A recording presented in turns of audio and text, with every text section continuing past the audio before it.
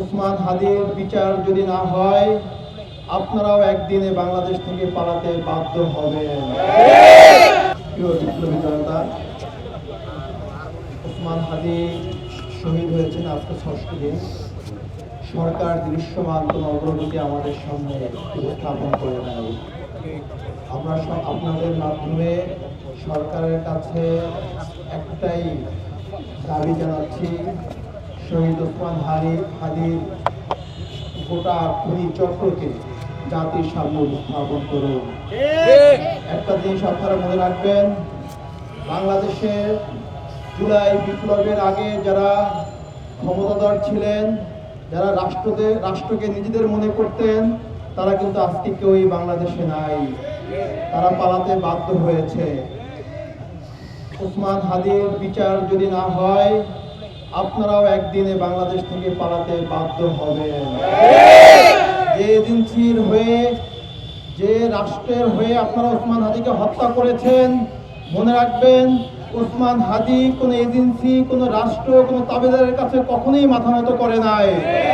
সে যদি মাথা নত করত, অন্য বিক্রি হওয়া নেতাদের মতোই সে সুখে জীবনযাপন করতে পারত। সে বাংলাদেশের 18 কোটি মানুষকে পথ দেখিয়েছে কিভাবে রাজপথে আন্দোলন করতে হয়, কিভাবে স্বাধীনতা সার্বভৌমত্ব টিকিয়ে রাখতে হয়। এজেন্সির রক্ষচক্ষুকে উপেক্ষা করে জনসাধারণের নেতা হয়ে উঠতে হয়।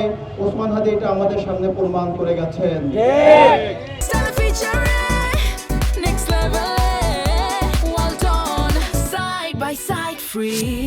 আপনারা দেখবেন জীবিত ওসমান হাদির চেয়ে শহীদ ওসমান হাদি অনেক গুণ শক্তিশালী হয়ে আমাদের মাঝে ফিরে আসছে।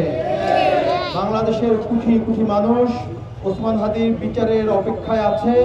সরকারের কাছে আমি অনুরোধ করব, আপনারা যারা রাষ্ট্র ক্ষমতায় থাকাকালীন অবস্থায় ওসমান হাদিকে হত্যা করা হয়েছে, এই হত্যার দায় আপনারা এড়াতে পারবেন না।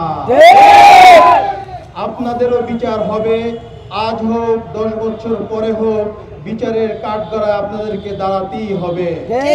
আপনারা যদি মনে করেন আর 2 মাস পরে রাষ্ট্র ক্ষমতা থেকে চলে যাবেন, বিদেশে চলে যাবেন, মনে রাখবেন এই দেশের জনতা আপনাদেরকে কাঠগড়ায় দাঁড় করাবে। তাই সরকারকে অনুরোধ করব, দ্রুত খুনিদেরকে আমাদের সামনে উপস্থাপন করুন। নির্বাচনের পরিবেশকে যাতে বিঘ্ন না হয়, খুনির বিচার করুন। আপনারাই ওসমান হাদিকে হত্যা করিয়েছেন, আবার আপনারাই এটাকে ইস্যু করে নির্বাচন বানচাল করার চেষ্টা করতেছেন। তা আমরা কখনোই হতে দিব না। ওসমান হাদি বলেছিলেন ফেব্রুয়ারিতে দেশে নির্বাচন হতে হবে এবং সেই নির্বাচন করার জন্য সে প্রস্তুতি নিয়ে মাঠে নেমেছিল, কিন্তু তাকে হত্যা করে নির্বাচন বাধাগ্রস্ত করার চেষ্টা হচ্ছে।